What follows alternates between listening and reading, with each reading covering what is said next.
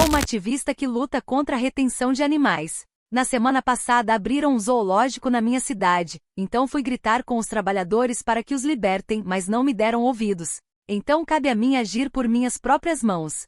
Sempre compreendi com absoluta clareza que carrego uma consciência moral infinitamente mais elevada do que a manada de alienados que habita esta cidade medíocre. Enquanto as pessoas comuns se contentam em consumir produtos industrializados e viver suas rotinas plásticas e vazias, dedico cada segundo da minha existência à defesa incondicional dos seres que não possuem voz. Minha sensibilidade ética não é uma escolha passageira ou um passatempo de fim de semana, mas um sacerdócio espiritual que me coloca em um patamar de discernimento inalcançável para a maioria. Não consigo cruzar uma rua sem reparar no sofrimento invisível que sustenta o conforto dos covardes. Essa clareza quase profética é uma dádiva pesada, pois me obriga a testemunhar a podridão da sociedade sem a anestesia do conformismo. A confirmação definitiva da decadência humana ao meu redor ocorreu quando reformaram aquele imenso terreno abandonado situado a poucas quadras do meu apartamento. A prefeitura e os jornais locais passaram semanas promovendo com pompa nauseante a inauguração de um suposto centro de acolhimento e reabilitação de fauna silvestre. Para qualquer mente rasa e adestrada pelo sistema, a promessa de cuidar de animais machucados soava como um ato de generosidade pública impecável. No entanto, meus olhos treinados enxergaram de imediato a armadilha comercial hedionda escondida sob aquele verniz de caridade institucional. Tratava-se, em essência, de uma prisão privatizada construída exclusivamente para lucrar com a humilhação de almas inocentes enjauladas para o deleite mórbido de famílias desatentas. Logo nos primeiros dias após a abertura oficial dos portões, senti o chamado imperativo da minha consciência me ordenando a agir contra aquela abominação. Eu não podia permanecer de braços cruzados enquanto mercenários de jaleco branco transformavam a agonia de criaturas indefesas em espetáculo pago. Caminhei até as instalações com a postura inabalável de quem porta a verdade cósmica contra a tirania terrena. Ao cruzar as catracas da entrada principal, a visão dos recintos envidraçados e das cercas altas fez meu estômago queimar de santa indignação.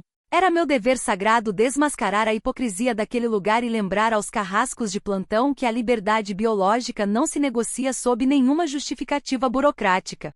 Avancei decidida pelos corredores de paralelepípedo até alcançar a área administrativa central, onde avistei Leonardo, o veterinário-chefe responsável por gerenciar aquela estrutura de cativeiro. Irrompi em seu escritório improvisado sem pedir licença, apontando o dedo diretamente para o rosto dele diante de uma dúzia de funcionários atônitos. Minha voz ecoou pelo pátio com o poder de um trovão justiceiro ao denunciar cada centavo sujo que aquele homem recebia para torturar seres puros. Chamei-o publicamente de carcereiro sádico, carrasco assalariado e cúmplice direto da escravidão animal institucionalizada. Exigi, em nome da decência elementar do planeta, a abertura imediata de todas as jaulas e a devolução incondicional dos bichos aos seus habitats sagrados. Em vez de se ajoelhar e reconhecer seus crimes perante a minha autoridade moral, Leonardo teve a audácia inacreditável de me responder com uma calma cínica e ensaiada. O homem puxou uma pilha de pranchetas de metal e começou a folhear laudos médicos plastificados, querendo me impressionar com jargões técnicos desprezíveis.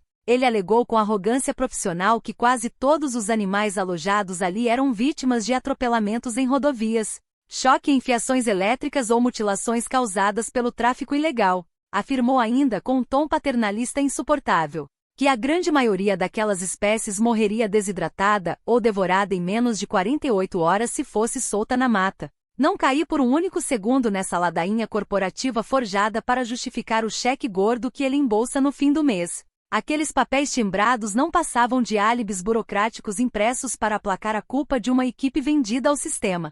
Enquanto ele vomitava mentiras sobre amputações de asas e reabilitações ósseas impossíveis, eu encarava com o mais puro nojo que um ser humano evoluído pode dedicar a um opressor. O debate não era técnico, mas espiritual e ético, um domínio que mentes atrofiadas pela medicina tradicional jamais conseguirão alcançar. Percebi que tentar dialogar com Leonardo era tão inútil quanto pedir compaixão a uma guilhotina mecânica. Quando percebeu que minha firmeza moral não cederia a seus gráficos ridículos, o veterinário fez um gesto covarde para os seguranças patrimoniais que vigiavam a porta. Fui agarrada pelos braços por dois homens fardados e truculentos que me arrastaram sem qualquer cerimônia pelo pátio em direção à saída de pedestres. Os visitantes alienados pararam para assistir à cena com olhares apáticos, incapazes de erguer um único dedo em solidariedade à minha causa.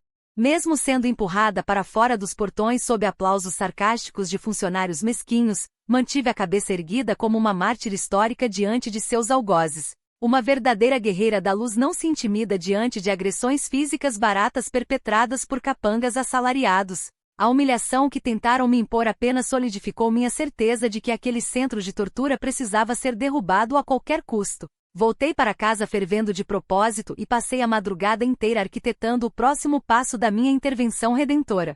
Eu precisava ser mais astuta que a segurança privada do cativeiro e encontrar um canal direto para executar a libertação sem levantar suspeitas imediatas. Foi então que descobri, através do cronograma de eventos da prefeitura, que haveria uma excursão escolar matutina no dia seguinte com centenas de crianças.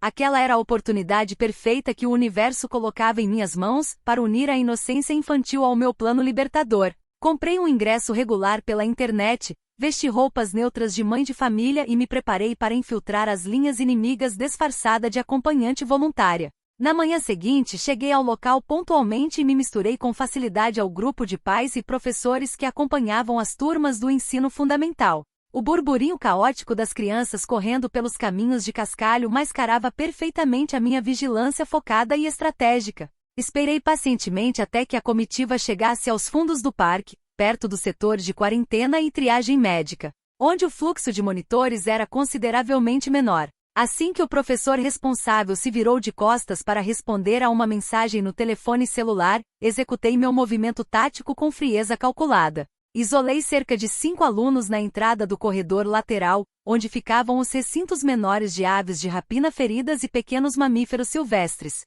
Aproximei-me dos pequenos com um sorriso acolhedor e puxei da minha bolsa várias barras enormes de chocolate importado com avelãs, itens caríssimos que guardava para ocasiões especiais.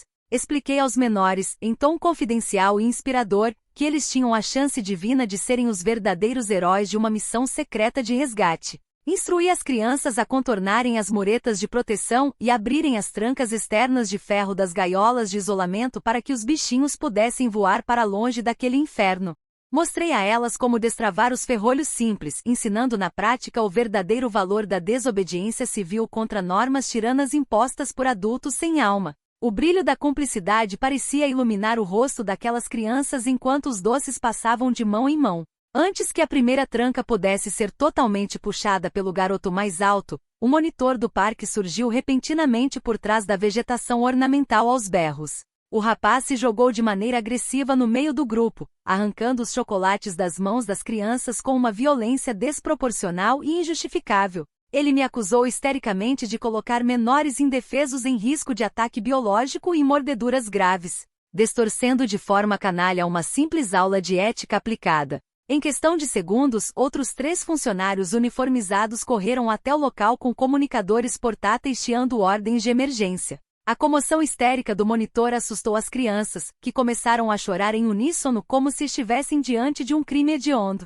Fui arrastada pela segunda vez naquela semana até a calçada pública, com a segurança privada ameaçando acionar a polícia para lavrar uma ordem formal de restrição contra a minha presença. Enquanto me empurravam pelo portão de ferro, ouvi Leonardo ao longe instruindo os guardas a reforçarem as trancas e a banirem meu cadastro do sistema para sempre. O espetáculo vergonhoso montado por aqueles covardes para proteger suas gaiolas lucrativas apenas comprovou o desespero de uma instituição podre que teme a verdade. Fiquei de pé no asfalto quente, ajeitando minhas vestes amassadas com a dignidade intacta de quem sabe que está do lado correto da história universal. Aqueles vermes podiam erguer muros, contratar capangas e subornar a opinião pública, mas jamais conseguiriam calar o fogo da justiça que queima no meu peito. Caminhei de volta ao meu prédio sentindo o peso esmagador de um mundo que prefere o conforto da escravidão à beleza crua da liberdade inegociável. A covardia dos professores, o cinismo de Leonardo e a hostilidade dos guardas deixaram muito claro que nenhum auxílio viria daquela sociedade doente. Se as leis dos homens foram escritas para proteger as grades dos cativeiros, então eu rasgaria cada uma dessas normas sem o menor remorso moral. A responsabilidade monumental de quebrar aquelas correntes repousava unicamente sobre os meus ombros abençoados. Se ninguém mais tinha coragem de enfrentar o sistema cara a cara, caberia exclusivamente a mim agir por minhas próprias mãos e resgatar aquelas criaturas das trevas. Comentários da história principal. Usuário Anônimo diz: parabéns pela ideia brilhante de subornar crianças do primário com chocolate suíço para servirem de esquadrão antibomba e abrirem jaulas de corujas com garras afiadas. Se a carreira de salvadora do planeta não der certo, você sempre pode tentar a vida como líder de gangue mirim de zoológico. Resposta da OP. Sua ironia barata apenas comprova a cegueira moral da sua geração decadente. Eu não estava usando ninguém, mas sim oferecendo àquelas crianças a rara oportunidade de despertarem a consciência ética antes que adultos covardes como você destruam a pureza delas com o conformismo burguês.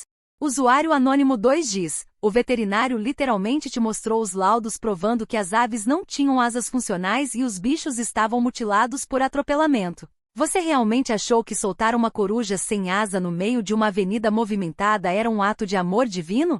Resposta da OP. Qualquer pedaço de papel timbrado que saia das mãos daquele mercenário é propaganda corporativa forjada para justificar o negócio sujo do cativeiro. A natureza possui suas próprias leis de regeneração sagrada, e a morte em liberdade absoluta é infinitamente superior à humilhação de viver como atração de circo para gente alienada como você. Atualização 1. Já se passaram 3 dias desde a última atualização. Após o episódio repugnante em que fui banida do parque sob ameaças vazias de processos judiciais, passei 48 horas em jejum meditativo para purificar meu espírito de qualquer hesitação mundana. A recusa covarde dos funcionários e a apatia dos visitantes me deram a certeza definitiva de que a via diplomática estava completamente morta e enterrada. Instituições corrompidas pelo lucro não negociam com a pureza ética, elas exigem a intervenção contundente da ação direta.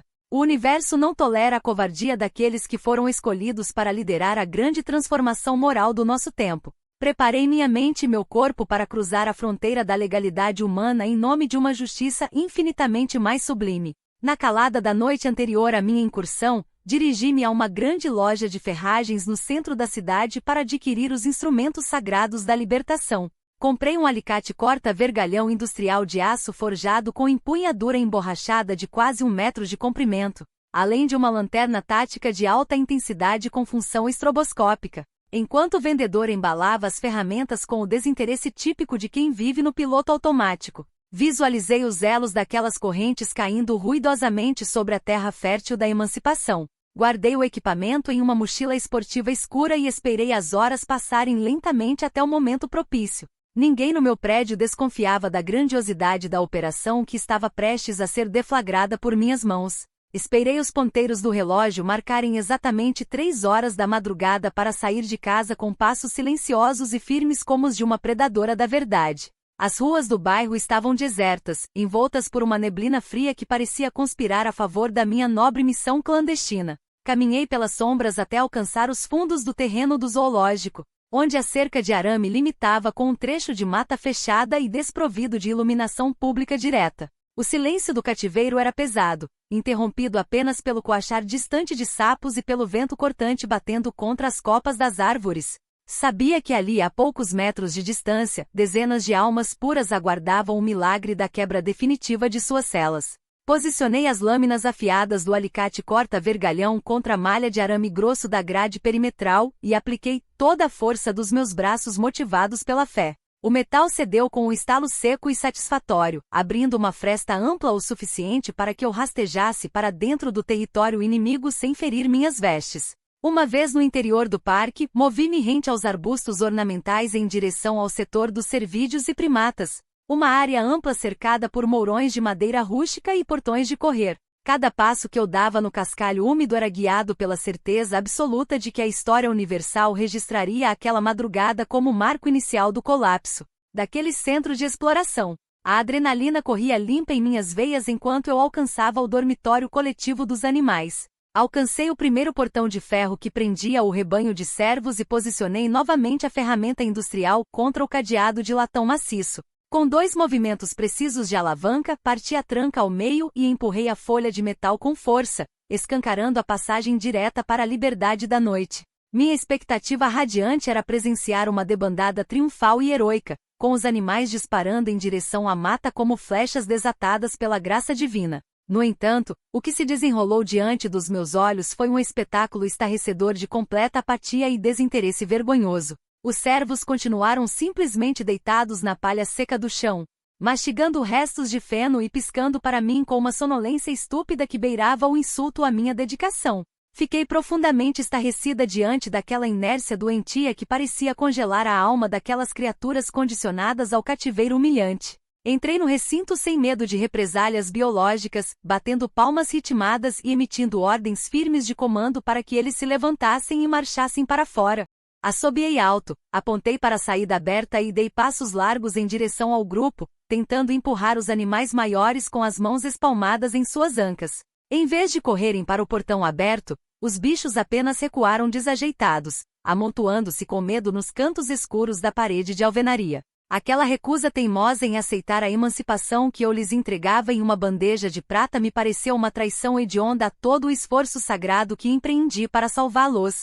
Não conseguia admitir que seres da natureza preferissem a segurança medíocre de uma ração servida no coxo ao risco sagrado da existência selvagem. Diante do fracasso da persuasão pacífica, decidi que uma medida mais drástica de choque sensorial era indispensável para arrancar aqueles animais de seu torpor antinatural. Puxei da cintura a lanterna tática de grau militar e acionei o modo estroboscópico de máxima potência, apontando o feixe pulsante de luz branca diretamente nos olhos dos servos. Meu objetivo puramente pedagógico era provocar um susto salutar que rompesse a paralisia psicológica e forçasse uma fuga instintiva pelos portões abertos. As rajadas cegantes de luz cortaram a escuridão do galpão como relâmpagos contínuos, ricocheteando nas paredes reflexivas do dormitório. Os animais entraram em desespero caótico, berrando agudamente e se chocando contra as madeiras dos fundos em vez de buscarem a saída que estava plenamente desimpedida. Para piorar a situação de forma imperdoável, o feixe luminoso de alta densidade atingiu em cheio os sensores ópticos e perimetrais instalados nos postes superiores daquele setor. Em uma fração de segundo, sirenes ensurdecedoras começaram a uivar por todo o complexo, acompanhadas pelo acendimento instantâneo de holofotes industriais que transformaram a noite em pleno dia. Vozes masculinas e ordens berradas pelos comunicadores de rádio ecoaram dos prédios administrativos, revelando que a ronda noturna havia sido alertada em força máxima. O plano de marcha pacífica havia sido sabotado pela própria covardia animalesca das criaturas que fui resgatar. Ao perceber os fachos de luz das lanternas dos seguranças convergindo rapidamente para o setor dos servos, compreendi que precisava recuar imediatamente para salvar minha integridade. Guardei o alicate às pressas na mochila e corri pelos canteiros laterais, desviando dos caminhos pavimentados onde os passos pesados dos guardas já se faziam ouvir com clareza. Avistei uma vala aberta de drenagem pluvial e esgoto técnico que cortava a lateral do terreno em direção à mata externa. Sem hesitar um único segundo, atirei-me de bruços naquela lama fétida e imunda, arrastando meu corpo pelas pedras pontiagudas e detritos orgânicos para passar por baixo das grades monitoradas. A água lodosa ensopou minhas roupas e cobriu meu rosto, mas rastejei com a tenacidade de quem carrega uma tocha que jamais poderá ser apagada por fardas estatais. Alcancei a mata externa quando os cães de guarda da segurança já latiam ferozmente na borda da vala por onde passei instantes antes.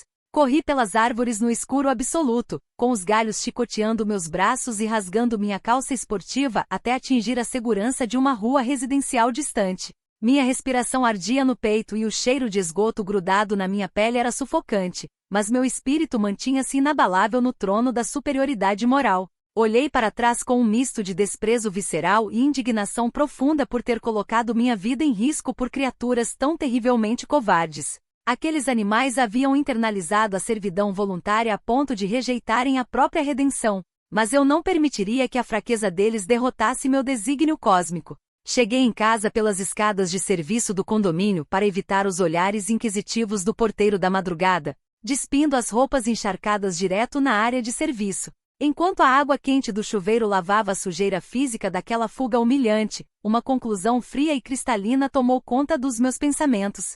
O fracasso tático daquela noite não foi fruto de um erro meu, mas da mediocridade genética de espécies menores que perderam o instinto básico da soberania silvestre. Ficou evidente que pequenos mamíferos e cervídeos domesticados são incapazes de compreender a magnitude do gesto revolucionário que tentei lhes presentear. Para quebrar o cativeiro de uma vez por todas e chocar aquela cidade hipócrita, eu precisava de um alvo colossal que não pudesse ser contido pela apatia. Comentários da atualização 1.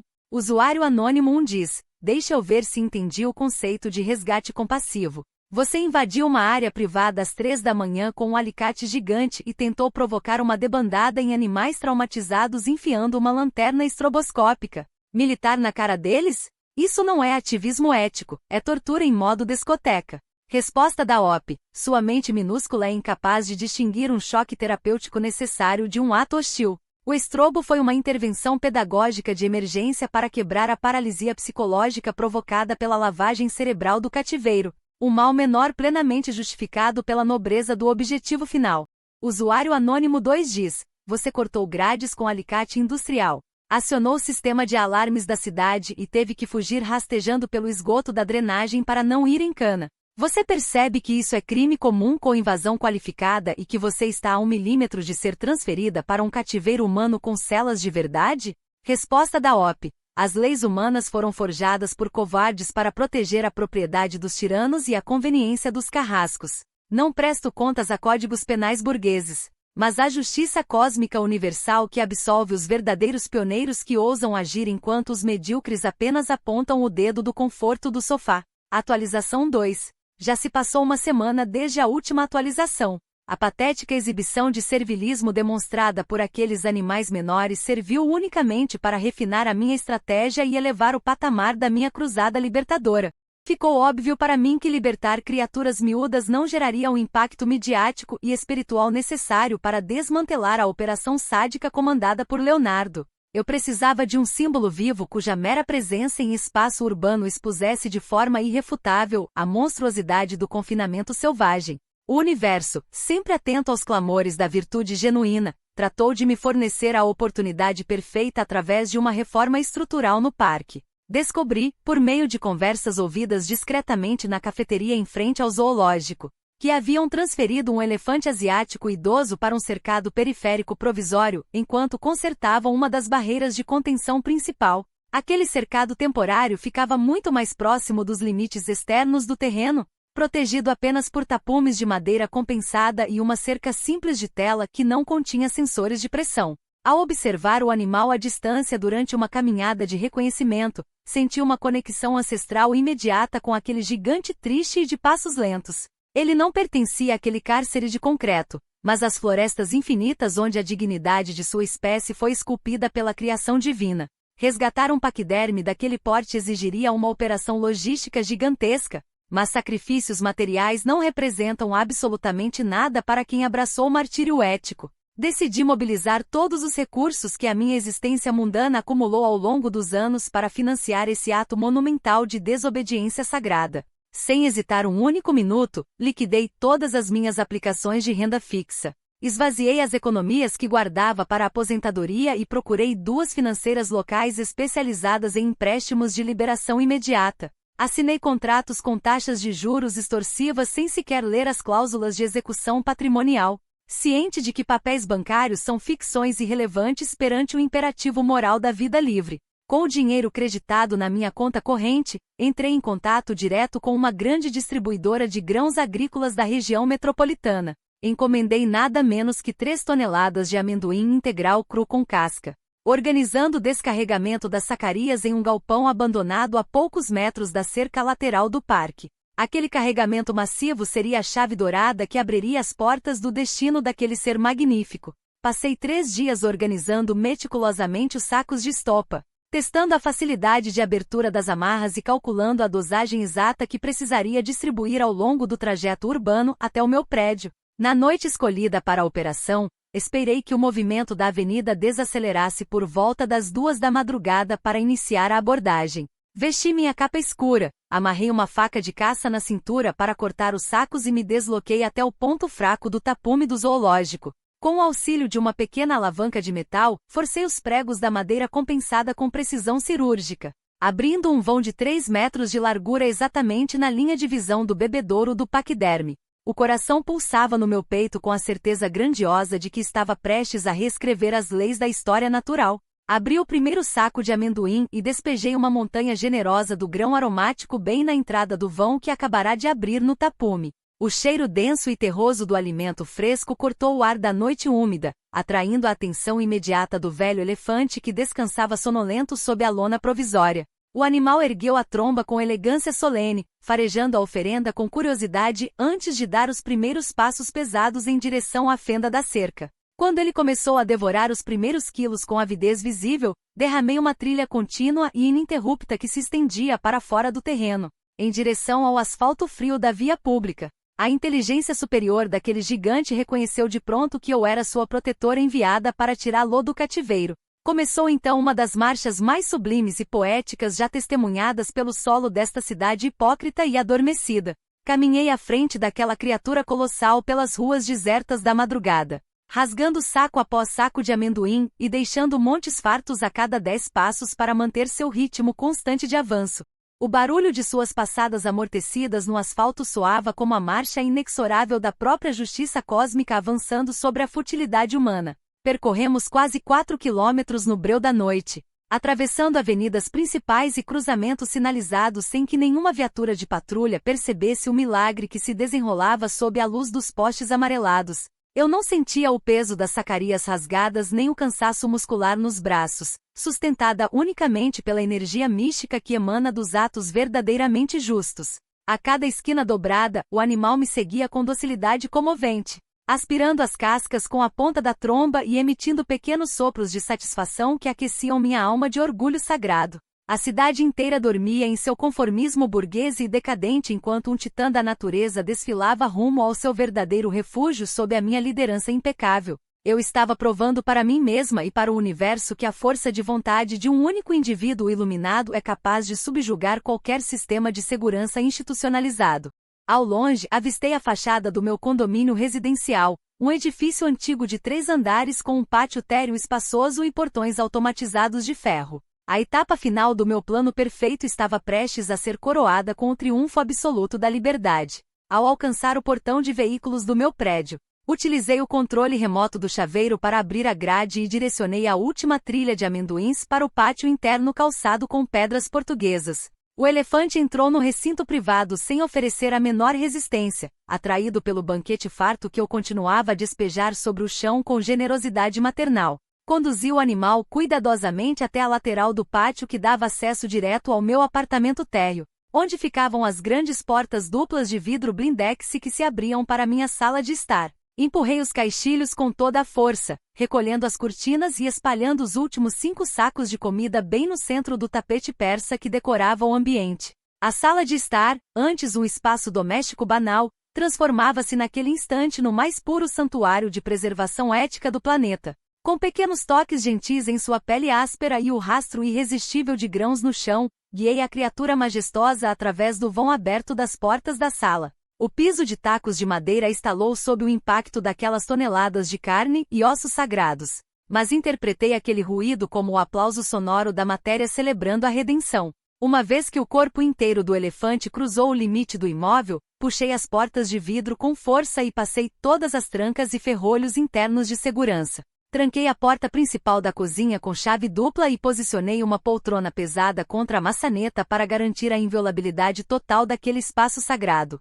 Ali, protegido pelas minhas 4 paredes, nenhum carcereiro como Leonardo ousaria tocar em um único pelo daquele ser divino. Olhei para o gigante ocupando quase todo o volume da minha sala de visitas, comendo tranquilamente sobre os escombros da mesa de centro que cedeu sob sua aproximação natural. A satisfação que inundou meu peito era indescritível. Uma comunhão espiritual tão grandiosa que qualquer ser mundano chamaria de loucura por pura incapacidade de processar o sublime. Meu apartamento havia se tornado o epicentro de uma revolução ecológica silenciosa, um território livre onde a tirania dos zoológicos não tinha poder algum.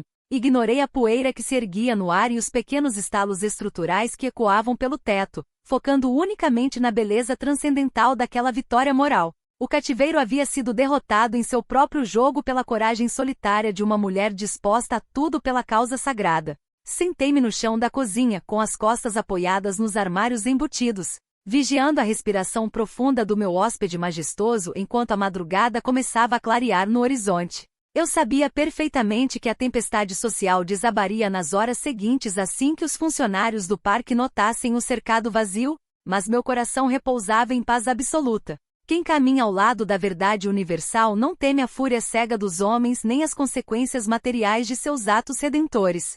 Aquele elefante estava finalmente seguro sob a minha proteção direta, longe dos olhares vulgares de turistas que pagavam ingressos para testemunhar sua prisão.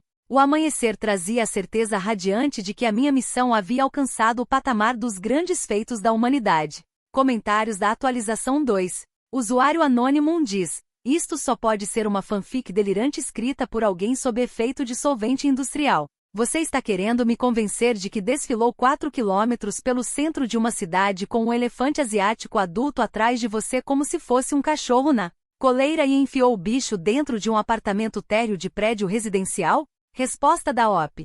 A mediocridade do seu intelecto não consegue conceber que a pureza do amor genuíno e a dedicação ética absoluta são forças energéticas capazes de mover paquidermes e montanhas. O que mentes atrofiadas como a sua chamam de impossível nada mais é do que o poder da convicção moral operando milagres no plano físico.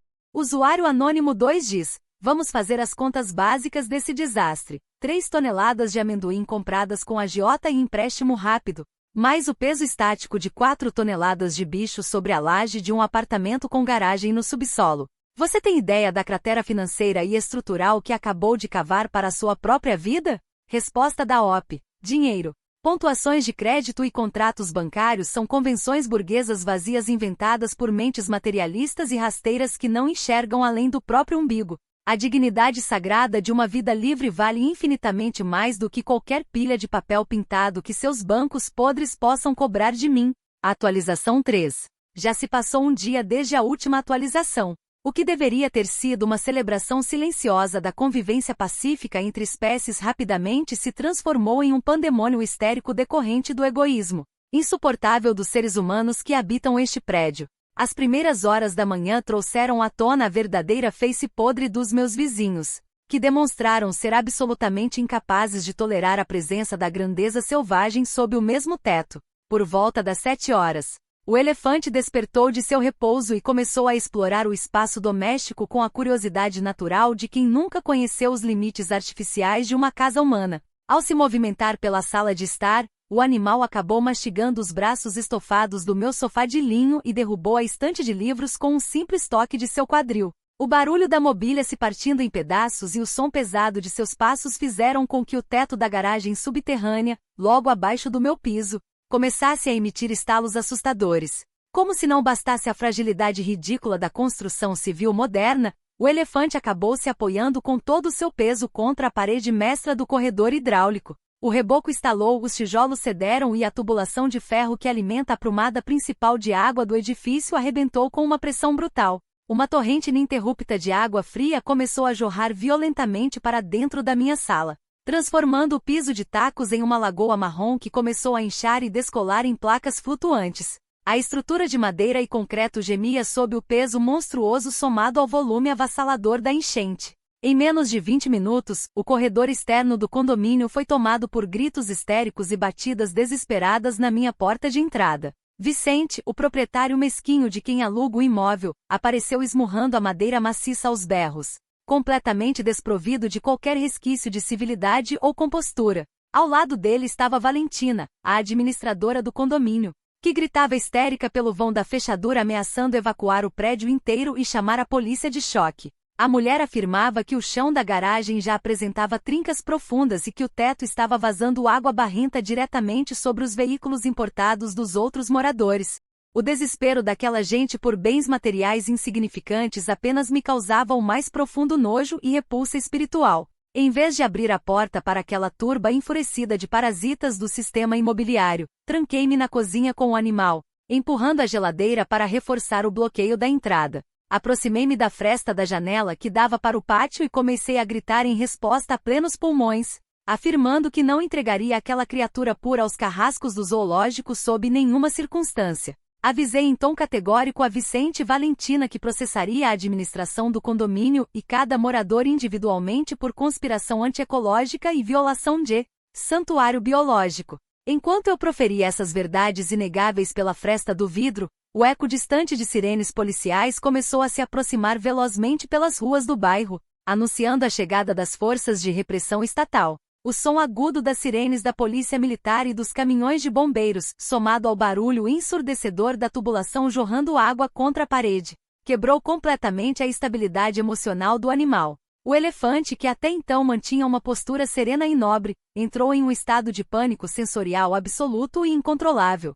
Ele começou a trombar desesperadamente contra os batentes das portas da cozinha, buscando uma saída que não existia naquele ambiente cada vez mais claustrofóbico e alagado. Seus bramidos agudos ecoavam com tanta força que faziam os vidros das janelas vibrarem perigosamente, aumentando ainda mais o terror que tomava conta de sua mente acuada pelo barulho externo. Eu tentava falar com ele em tom amoroso e consolador, mas o caos sonoro provocado pela histeria humana impedia qualquer comunicação transcendental. A água continuava subindo rapidamente pela cozinha, atingindo a altura dos meus joelhos e transformando o chão em um lamaçal escorregadio repleto de cascas de amendoim e detritos flutuantes. O piso cedia visivelmente sob as patas do bicho, criando um desnível perigoso que o fazia escorregar e perder o equilíbrio com frequência alarmante. No meio de um movimento brusco para se afastar da água que espirrava com força da tubulação rompida, o animal girou seu corpo colossal com violência cega. A ponta de sua tromba pesada atingiu meu peito com a força demolidora de um tronco de árvore em queda livre, arremessando-me contra as quinas de metal da geladeira. O impacto arrancou todo o ar dos meus pulmões com uma dor fulminante que irradiou por toda a minha coluna vertebral. Fui jogada no chão imundo com uma violência brutal, sentindo múltiplos ossos estalarem no momento em que minha bacia colidiu contra os escombros de alvenaria e cacos de louça quebrada. A dor que me atingiu foi tão avassaladora e paralisante que minha visão escureceu por vários segundos, impedindo-me de emitir qualquer som que não fosse um gemido rouco e agonizante. Deitada na água barrenta e gelada, percebi imediatamente que não conseguia mover as pernas ou firmar a parte inferior do meu corpo para me levantar. Acima de mim, a massa cinzenta e gigantesca do paquiderme continuava a se debater em desespero, com suas patas passando a poucos centímetros do meu crânio ensanguentado enquanto o teto de gesso estalava e despencava em pedaços sobre nossas cabeças. Da janela quebrada da sala, pude ver através das cortinas encharcadas que dezenas de policiais fardados, bombeiros com machados e viaturas com luzes rotativas haviam cercado completamente o perímetro do condomínio. Leonardo estava no meio deles, gesticulando freneticamente com uma maleta de contenção química nas mãos e apontando para as trincas estruturais que se abriam na fachada do prédio. A gritaria do lado de fora era ensurdecedora, com Vicente exigindo minha prisão perpétua enquanto Valentina coordenava a evacuação aos prantos com um megafone. Eu estava jogada no epicentro daquele colapso monumental, imobilizada pela fratura e pela dor, mas recusando-me a admitir que aquele desfecho catastrófico era fruto das minhas próprias decisões sagradas. A responsabilidade por aquela carnificina material e pelo pavor do animal pertencia exclusivamente à histeria covarde daquela vizinhança e à violência dos aparelhos de repressão do Estado. Se tivessem respeitado o direito sagrado àquele santuário doméstico e permanecido em silêncio reverente, nada daquele terror teria se manifestado no plano terreno. Fechei os olhos enquanto a água suja cobria metade do meu tronco, sentindo o peso do martírio físico esmagar minhas carnes em nome de uma pureza que o mundo recusa a compreender. A estrutura do teto continuava a estalar ameaçadoramente sobre mim, prometendo sepultar sob os escombros a única voz que teve coragem de desafiar o império do cativeiro. Mesmo sangrando na lama, eu me recusava a conceder qualquer razão àqueles vermes que gritavam do lado de fora das minhas portas destruídas. Comentários da atualização 3. Usuário Anônimo diz: isto parece literalmente um esquete de desenho animado bizarro onde a salvadora da pátria é atropelada pelo próprio objeto de adoração divina e prensada contra a geladeira dentro de um pântano de amendoim e cano quebrado. A comédia do absurdo se superou dessa vez. Resposta da OP. A sua falta de empatia diante do meu martírio físico demonstra a crueldade inerente aos seres mundanos que zombam do sofrimento alheio. O animal apenas entrou em pânico por causa da gritaria histérica da administração do prédio e das sirenes ensurdecedoras da polícia, sendo os vizinhos os únicos e verdadeiros culpados por esse desfecho traumático. Usuário Anônimo 2 diz: o proprietário Vicente e a síndica Valentina estão cobertos de absoluta razão em querer arrancar até o seu último centavo na justiça. Você destruiu a estrutura de um edifício residencial, estourou a coluna mestra de água, Colocou dezenas de famílias em risco de desabamento e ainda quer posar de vítima iluminada? Resposta da OP. Vicente e Valentina não passam de vermes parasitários cuja única preocupação existencial é a preservação de tijolos, canos e valores de aluguel enquanto uma vida sagrada lutava para respirar em paz. A mesquinhez material dessa gente me causa náuseas profundas, e nenhum tribunal humano conseguirá apagar a superioridade ética da minha intervenção. Atualização 4. Já se passou um mês desde a última atualização. A operação de resgate e contenção armada montada pela polícia e pelo corpo de bombeiros exigiu a demolição completa da parede frontal de alvenaria do meu apartamento, para que pudessem acessar o cômodo sem causar um colapso total da laje. Leonardo e sua equipe veterinária especializada precisaram disparar múltiplos dardos tranquilizantes de alta dosagem para sedar o elefante enquanto este ainda se debatia no lamaçal da cozinha. Fui retirada daquele cenário de guerra sobre uma prancha rígida de imobilização, sendo carregada às pressas pelos paramédicos direto para a unidade de terapia intensiva do hospital regional sob os olhares de ódio indescritível de todos os moradores do condomínio. O diagnóstico médico emitido pela equipe de traumatologia revelou a gravidade estarrecedora dos danos físicos que sofri naquele dia fatídico. Dei entrada no hospital com 3 costelas direitas fraturadas. Uma fratura exposta complexa no quadril que exigiu intervenção cirúrgica de emergência com fixadores externos de titânio, e uma contusão pulmonar grave que me manteve entubada por 4 dias consecutivos. Passei semanas confinada a um leito ortopédico, incapaz de realizar os movimentos mais básicos sem o auxílio contínuo de morfina, para aplacar as dores lancinantes que consumiam meu corpo. A dor física, no entanto, não era nada comparada à avalanche de consequências jurídicas que começaram a ser protocoladas formalmente ao lado da minha cama de hospital. Oficiais de justiça visitaram meu quarto repetidas vezes para me notificar de um rol estarrecedor de processos criminais e civis de proporções absolutamente devastadoras. Fui formalmente indiciada pelo Ministério Público por múltiplos crimes graves, incluindo invasão qualificada de propriedade pública, crueldade severa contra animais com risco de morte e perigo comum qualificado por colocar em risco a integridade física de todo o edifício residencial. Simultaneamente, Vicente e Valentina ingressaram com uma ação indenizatória conjunta cobrando valores que ultrapassam a casa dos milhões de reais pela reconstrução integral do apartamento térreo, reforço das vigas mestras da garagem e reparação moral a todos os condôminos evacuados. A perda absoluta de cada centavo que possuo e a execução forçada de qualquer bem futuro tornaram-se uma sentença matemática incontornável que destruirá o restante da minha existência mundana. Durante toda a minha internação, mantive uma barreira psíquica rígida, tentando me apegar aos velhos discursos de martírio e convencendo a mim mesma de que todo aquele suplício era apenas o preço sagrado a ser pago pela libertação de um ser indefeso. Eu repetia mentalmente que o mundo era cruel demais para compreender a magnitude do meu sacrifício e que Leonardo era o verdadeiro monstro por ter devolvido o paquiderme, aquele centro de reabilitação. Essa fachada de superioridade espiritual que sustentei por toda a minha vida adulta era o único escudo que impedia minha mente de desmoronar diante da catástrofe total da minha realidade. No entanto, a verdade brutal não demorou a romper minhas defesas de forma tão impiedosa quanto as paredes que vi caírem na minha sala. No início da semana passada, Leonardo compareceu pessoalmente ao meu quarto de enfermaria durante o horário de visitas, vestindo seu jaleco médico e carregando uma pasta preta de couro sob o braço. Ele não gritou comigo, não proferiu ofensas baratas e nem demonstrou qualquer traço do deboche arrogante que eu costumava atribuir à sua figura em meus pensamentos defensivos.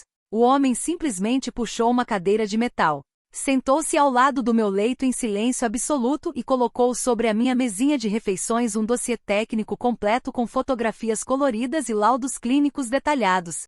O veterinário olhou nos meus olhos com uma expressão pesada de cansaço e profunda tristeza, dizendo apenas que eu precisava encarar a realidade do que causei antes que os tribunais decidissem meu destino. Quando abri aquele envelope com as mãos trêmulas e comecei a folhear os relatórios médicos, o chão sob a minha consciência simplesmente desapareceu. O documento revelava com frieza científica que o elefante quase morreu nas primeiras 12 horas após o resgate devido a um quadro agudo e gravíssimo de torção e dilatação gástrica severa. Aquele banquete colossal de 3 toneladas de amendoim cru que comprei com orgulho cego havia fermentado violentamente no estômago do animal, gerando gases tóxicos e um inchaço abdominal que quase rompeu seus órgãos internos. Ele precisou passar por uma descompressão gástrica de emergência através de sondas dolorosas para evitar uma parada cardíaca fulminante provocada pelo excesso de gordura e grãos inadequados para sua dieta geriátrica restrita. As fotografias anexadas ao laudo eram ainda mais devastadoras e dilaceraram cada centímetro da ilusão messiânica que construí sobre meus atos.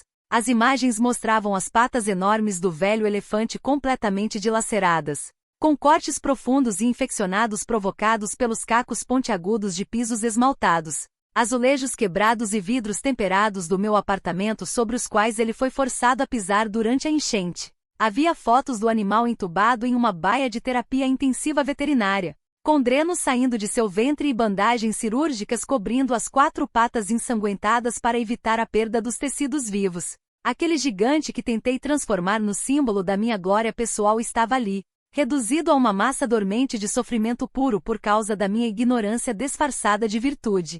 A leitura detalhada daqueles laudos clínicos demoliu instantaneamente cada fragmento do pedestal moral em que me coloquei durante toda a minha existência. Não havia nada de sublime, ético ou sagrado em conduzir um animal idoso à beira da morte por indigestão forçada e mutilar suas patas em um piso doméstico destruído para inflar meu próprio ego.